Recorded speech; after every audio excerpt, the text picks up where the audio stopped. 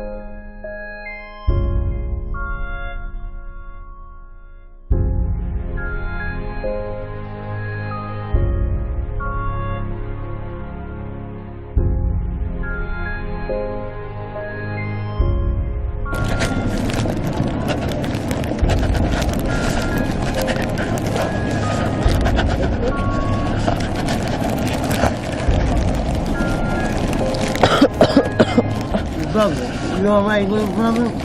What's the matter? You homeless? Yeah. You homeless? Yeah, you cold, brother? Wait, tell me what happened to you. What happened to you? Where's your parents?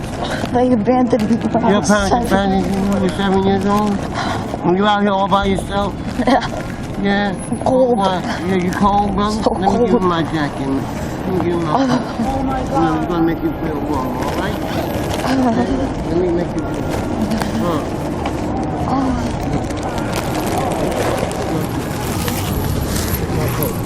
Alright, you good? You hungry? I'm so Maybe you'll get something to eat. You know? I mean, why? Yeah, love you, brother. so much. Huh? Thank you. I know. So I cool. mean, so you're so bad at such a young age. Your family. No family, no family. See, I can communicate because I'm homeless. You know, I'm homeless. And you know, me being an older homeless person, we gotta look out for one another. Because, maybe I can show you the road, but you're too young to be homeless like this. See, I messed up in life. But young, you can have a good chance of life, you know. Well,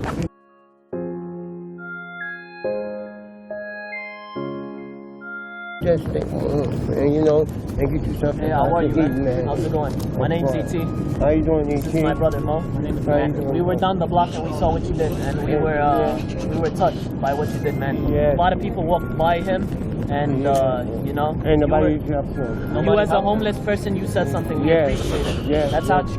That's actually our little brother, and That's he's not just- homeless. and he's not We homeless? appreciate what you did, man. Oh, man. Yeah, Oh, man. Because, you know, I've been on the guy. Here, we Look wanna out give for you- Yeah, here's 500, man. Thank you, brother. Brother. Oh, man.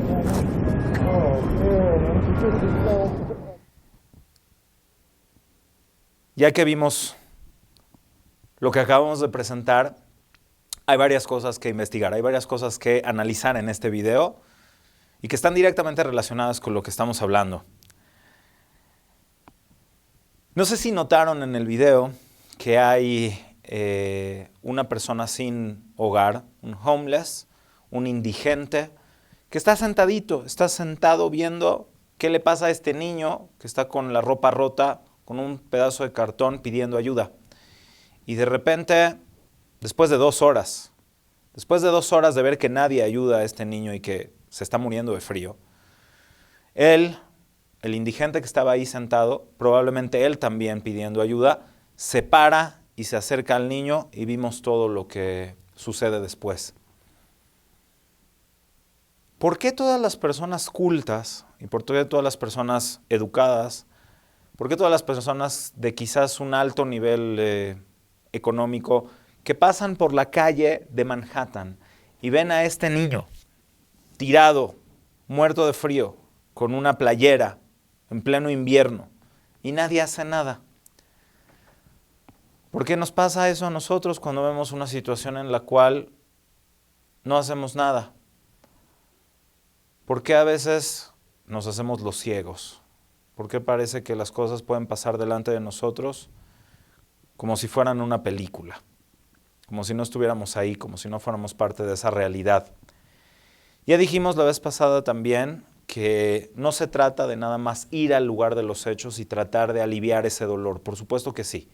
Pero el trabajo profundo empieza mucho antes. El trabajo profundo empieza en la educación, en la autoeducación de tu propia persona, de tu familia, donde no sea algo normal, donde no sea algo natural esperar que alguien haga algo, sino saber que el que debe de hacer algo eres tú y que para eso fuiste creado, que el creador del mundo te puso en esta realidad para que tú hagas la diferencia y eso es realmente Tikkun Olam. Entonces, la diferencia está, como dijimos, en ver qué puedo hacer yo y no esperar a que lo hagan otros. Hay un punto sobre este video en particular que es muy útil para lo que estamos hablando. Se trata de que justamente una persona necesitada muchas veces es aquella persona que va a ser la que haga la diferencia, la que actúe. Eso se debe a que tiene empatía. A veces el que ha sufrido sabe lo que se siente sufrir y como sabe lo que se siente sufrir, no puede ver a otra persona en esa situación, no puede ver a otra persona en esa situación de dolor. La empatía es lo que nos ayuda a saber que lo que le está sucediendo a esa persona tiene que ver conmigo. Cuando a alguno de nosotros le ha ocurrido alguna situación, por más chiquita que sea, de dificultad o de necesidad, y vemos a otro que tiene esa misma situación de dificultad o de necesidad, nos es mucho más fácil hacer la conversión hacia nosotros y vernos conectados con esa realidad. Nos vemos conectados porque ya sabemos lo que está sintiendo esa persona. Nos sentimos parte de esa realidad. Sin embargo, cuando no nos ha pasado nada al respecto, o cuando quizás nos duele, nos sentimos que eso no debería estar sucediendo, pero no soy yo el que tiene que solucionarlo, porque yo no fui el que lo provoqué. Eso es lo que hacen siempre los niños. Los niños, cuando les preguntan ¿por qué hiciste tal cosa? Lo primero que dicen es yo no fui. Se tratan de apartar de la situación. Esto es algo muy humano, pero es lo que permite que el mal se acumule. Y eso es justamente lo que los seres humanos tenemos que evitar, que el mal se vaya acumulando y vaya creando situaciones de dolor y de sufrimiento. Este vacío que se crea en el mundo cuando los humanos no actúan, en el lenguaje cabalístico se llama reshimu.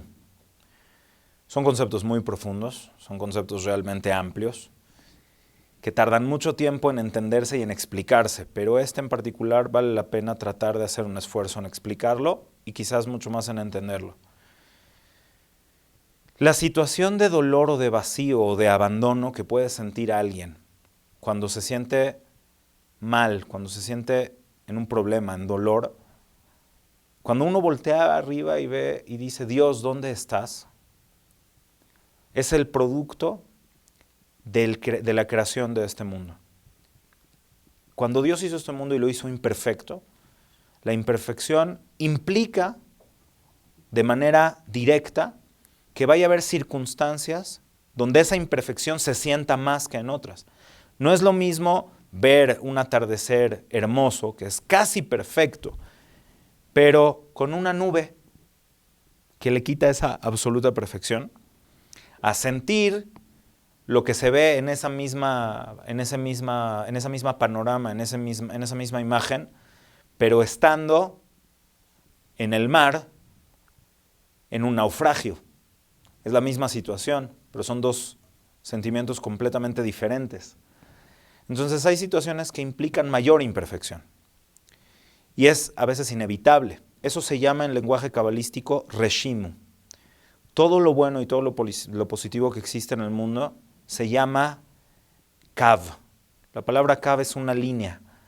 Es decir, que cuando el creador del universo hizo este mundo, de cierta forma retiró su presencia. Al retirar esa presencia evidente, el mundo debía haberse destruido, porque no puede haber ningún espacio libre de la perfección del creador. Para mantener esta creación, hay un hilo de bondad que conecta a este mundo, esta realidad, con la trascendencia, y por ese hilo de bondad se mantiene la dosis necesaria de energía, de esperanza y de bondad para que este mundo siga existiendo. Lo más interesante de todo esto es de que los vehículos que deben de ser quienes catalicen esta energía y la potencien y la lleven al mundo son los seres humanos. Entonces, el ser humano va a tener dos opciones, va a tener una elección entre dos cosas. Ver el mundo sin actuar, y entonces, en ese ver el mundo sin actuar, va a vivir más en el vacío, más en ese reshimu, donde se va a sentir mucho más el dolor y mucho más la necesidad, simplemente porque él está pasivo. Y en la pasividad, el movimiento del mundo, la imperfección del mundo, en esa pasividad va a ser mucho más fuerte y va a sentirse mucho peor. O uno puede ser proactivo, uno puede ser activo. No siempre perfecto, por supuesto que no. No siempre va a tomar las mejores decisiones, por supuesto que no. Pero si toma la decisión básica de ser proactivo y de tratar de hacer lo que está en sus manos, lo poquito que está en sus manos para evitar que se acumule la maldad, entonces uno está en un sentido, está caminando en un sentido. Si yo soy un catalizador de esta energía pasa por mí. Al momento en el que yo le doy esperanza a otra persona, esa esperanza también pasa por mí. Y el mundo se ve de manera diferente. Tenemos muchos ejemplos de esto. Vamos a tener al típico pesimista que todo lo ve mal, aunque lo tiene todo perfecto, aunque casi todo lo que haya querido en su vida lo ha tenido. De todas formas, a veces, él ve su vida y se queja. ¿Por qué? Porque está viendo el punto negro y se está enfocando en el punto negro y está siendo pasivo. Está tomando del mundo, está absorbiendo energía del mundo, no la está dando, no la está generando. En cambio, la persona que hace Tikkun Olam, la persona que hace todo lo que está en sus manos para mejorar la realidad del mundo, es aquella persona que decide actuar, que decide hacer algo, Pero de nuevo, no nada más de una forma como para quitarse la responsabilidad. Doy 5 pesos, 5,000 pesos, o $5,000, o $50,000, o lo que sea para sentir que ya no tengo la responsabilidad. Yo ya ayudé. Eso es bueno, eso es muy bueno. Ir al lugar de los hechos y salvar a la persona que está en el momento de sufrimiento es maravilloso. Pero la verdadera esperanza del mundo no está en quien arregla los problemas, sino en el que trabaja de manera proactiva para evitar que las situaciones de dificultad lleguen a ese punto. Eso es lo que realmente haría la diferencia, el trabajo interno para que nunca se llegue a acumular el mal hasta tal situación donde ya no queda de otra, donde ya hay que actuar y donde hay que salvar a alguien en una situación terrible. Esa es toda la diferencia. Entonces, Tikkun Olam, de nuevo, va a ser quien sea proactivo y quien decida ser parte del Kav. ¿Qué es Kav? La línea de esperanza que hay desde el momento de la creación y que a partir de esa línea de luz y de esperanza y de toda la fuerza y toda la energía positiva, este mundo sigue existiendo. Si yo voy a ser parte de esa línea y yo voy a darle esperanza a los demás o me voy a quedar con los brazos cruzados. Volviendo al video. ¿Cómo me puedo comportar de una forma adecuada y digna cuando veo una circunstancia de dolor? La respuesta es sabiendo que tengo que ver. Tengo que ver. No nada más tengo que ver porque estuve presente, sino de hecho, si no tuviera nada que ver conmigo, no me hubiera enterado. No hubiera sabido nunca que existe esa situación de dolor. Nunca lo hubiera visto. El hecho mismo de que yo me di cuenta de que existía esa necesidad en otros o en mí mismo es lo que marca la pauta para saber que yo podía haber hecho al respecto. Hay veces que son cosas terribles, que son cosas enormes y que yo solo no lo voy a poder solucionar de ninguna manera. Pero no por eso uno puede decir que no tiene nada que ver y que ya no vas a hacer nada al respecto. ¿Cuáles son los nichos donde hacemos el cambio y cuáles son los nichos donde se hace la diferencia? Es muy fácil ser bueno en las situaciones ajenas. Es muy fácil ser bueno cuando no tienes una implicación emocional. El Tikkun Olam no se hace nada más ayudando al vecino o ayudando al amigo, porque eso es, de nuevo, bueno, pero hasta cierto punto superficial. Eso no hace el cambio.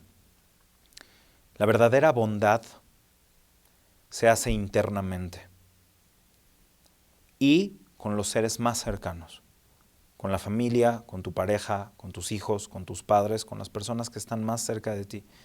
Es cuando realmente se puede hacer un tikkun profundo. El primer tikkun, el más profundo de todos, es el que haces con respecto a ti mismo y es de suma importancia. Se trata de acostumbrar a tratar de que tu mente sepa ver lo bueno de las cosas y no lo malo de las cosas. Las personas que hacen la diferencia y que hacen el cambio es porque son capaces de ver la esperanza y la bondad en las situaciones más difíciles. Un ejemplo de muchos en los que puedo pensar en este momento es Viktor Frankl. Habrán escuchado hablar de él, logoterapia. Él desarrolla todo un sistema de cómo salir adelante en la vida, pero no lo desarrolló estando sentado en una oficina filosofando, lo desarrolló en el campo de concentración, siendo él un sobreviviente del Holocausto. Y después de haber salido del Holocausto, no tomó una actitud de por qué pasaron las cosas, sino tomó la actitud de qué se puede hacer para que estas cosas no sigan pasando. Y es exactamente de lo que estamos hablando. Y de eso habla también Ramjal, Rabbi Moshe Chaim Luzzatto, que es nuestra gran fuente para todo lo que estamos diciendo. La realidad de la creación es que van a pasar cosas difíciles y cosas duras. Y Dios no se va a entrometer.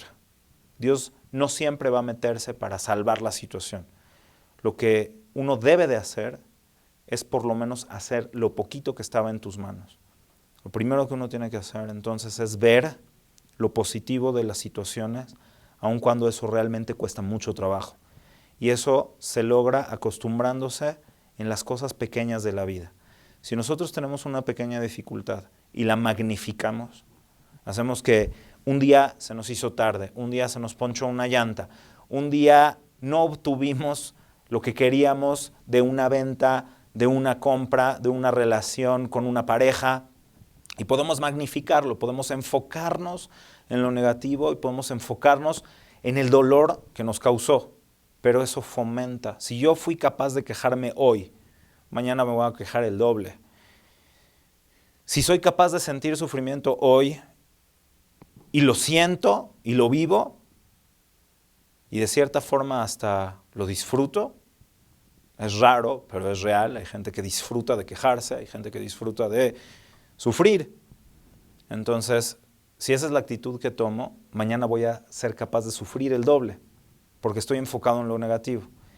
En cambio, el primer tikkun, la primera cosita que uno realmente puede hacer, que puede hacer la gran diferencia, es cuando me voy a acostumbrar a, en las situaciones que no son tan buenas, enfocarme en lo positivo. Si veo a alguien que hizo algo negativo, en vez de juzgarlo con toda la severidad, voy a tratar de entender qué lo llevó a hacer eso negativo y tratar de entenderlo, a pesar de que voy a tener que aplicar la ley probablemente en su contra, pero de todas formas, una cosa es juzgar el hecho y otra cosa es juzgar a la persona. Esa es la gran diferencia. Cuando me veo a mí mismo y cuando suceden circunstancias que no son tan cómodas para mí, lo que debo de hacer es ver qué rescatable y qué positivo hay en lo que intenté. Y si no tuve una buena intención, entonces al día siguiente tratar de hacer algo positivo con la mejor de las intenciones, a pesar de que no siempre salga bien. Ese es el primer tikkun. Ese tikkun cuesta mucho trabajo porque requiere de un trabajo constante, pero es alcanzable y está en la mano de cualquier persona. Tratar de rescatar las situaciones positivas incluso de las negativas. Y si me acostumbro a eso, entonces voy a lograr convertirme en un agente de esperanza. La persona que no solamente saca los 5 pesos para ayudar a alguien, sino que es capaz de reconocer situaciones donde puedo ayudar desde antes para que no suceda y tratar de evitarle el dolor a otra persona. O si ya tengo que dar esos 5 pesos, entonces no darlos como quitándome un peso de encima, sino tratando de conectarme con la persona a la que estoy ayudando y no hacerla sentir mal, al contrario, tratar de hacer que esa persona se sienta bien. Eso se logra a través del desarrollo de ver lo positivo en las situaciones negativas y de saber que tengo algo en mis manos para hacer el cambio. Esa es la base racional y yo creo que es la piedra fundamental de todo el judaísmo, que sí hay algo que yo puedo hacer y que sí hay un libre albedrío donde yo debo de hacer algo y que si yo no lo hago, probablemente las cosas pueden llegar a empeorar. Por supuesto que hay un creador arriba de todo que lo ve y que no permite que pasen cosas que no deben de pasar, pero hay un margen de acción. Hay un margen muy amplio en donde el Creador sí quiere que nosotros trabajemos. Es decir, no es contradictorio. Todo proviene de arriba y todo es voluntad de arriba. Eso, por supuesto. Pero dentro de este margen de acción, en el parámetro de nuestra realidad, somos nosotros los que tenemos que actuar y nosotros los que hacemos la diferencia. Y el comienzo está por tratar de ver las partes positivas que hay en mí.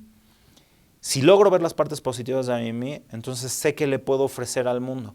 En alguna ocasión, alguna persona llegó conmigo y me decía que él ya sabía que estaba listo para casarse, que ya ahora sí se podía casar. Y yo le pregunté, ¿por qué piensas que tú ya puedes casar? Y dice, bueno, ya trabajé muchos años, ya tengo un dinerito ahorrado, ya tengo por ahí algo que puedo ofrecer.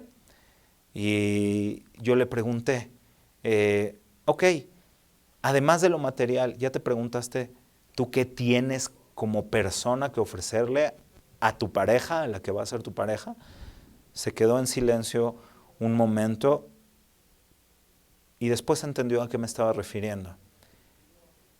¿Qué ofrecemos como personas? ¿Qué ofrecemos? ¿Cuál es la diferencia? ¿Por qué yo soy único en el sentido positivo. ¿Qué puedo ofrecer yo que otros no pueden ofrecer? Eso lo puedo descubrir si logro ver lo positivo que hay alrededor de mí, en las circunstancias difíciles. También cuando veo dentro de mí, puedo ver lo positivo que hay en mí. Luego, ejercer la esperanza y lo positivo con los seres más cercanos. No empezar por afuera. Obviamente, si tenemos a alguien ajeno a quien ayudar en algún momento, hacerlo. Pero de nuevo, el trabajo real está con las cosas cotidianas, en los lugares donde creemos que tenemos el permiso de actuar de otra manera o donde creemos que podemos hablar de otra manera. Es en ese nicho familiar, personal, interpersonal, donde se hace la diferencia. Y si yo soy una persona que le puedo dar esperanza a la gente que está cerca de mí y que puedo inspirar a esa gente que está cerca de mí, entonces también con otros. ¿Por qué? Porque estoy aprendiendo la capacidad de ver que los otros son parte de mí. Así como vimos en el video, que había una persona que ayudó cuando muchos otros no ayudaron, y es justamente el más necesitado el que ayudó, es porque se sentía vinculado, relacionado con esa realidad. Tenemos que aprovechar que nosotros tenemos vínculos reales con otras personas. Incluso la persona más egoísta del mundo se siente vinculado a sus hijos, se siente vinculado a su pareja, se siente vinculado a sus padres. Entonces hay que aprovechar ese vínculo para saber que somos más que una persona. Somos seres que podemos expandirnos a lo que va más allá de nosotros. Podemos llegar a lugares que no nos imaginamos ni siquiera, pero debemos de empezar con lo sencillo. Estos vínculos que ya tenemos con estas personas debemos de fortalecerlos, porque entonces voy a ser capaz de sentirme vinculado también a alguien más alejado, pero de verdad. No me voy a sentir vinculado a él por una obligación o por una mitzvah de ayudar al prójimo, sino lo voy a ver como parte real de lo que yo soy, porque está en mi mundo y porque si está cerca de mí es porque hay alguna relación, pero esa relación la voy a ir robusteciendo y fortaleciendo con mis seres más cercanos, con mis seres queridos. Vamos a terminar la idea haciendo hincapié en los dos conceptos que manejamos durante estas dos sesiones. El primero es que el ser humano sí debe de hacer una diferencia, que el judaísmo nos hace responsables de muchas cosas, que el judaísmo es una religión para seres maduros, adultos, que saben que tienen que actuar y que realmente pueden hacer la diferencia para hacer que el mundo sea más funcional. Y el segundo concepto, que es el que manejamos en esta segunda sesión, el crear vínculos a través de ver lo positivo y a través de saber qué tan relacionado estoy con mi entorno y no abstraerme de la realidad. No ver que lo que está pasando no tiene nada que ver conmigo. A través de esto, por supuesto que vamos a darle más esperanza al mundo y si somos agentes de esperanza, lograremos que este mundo sea un lugar mejor.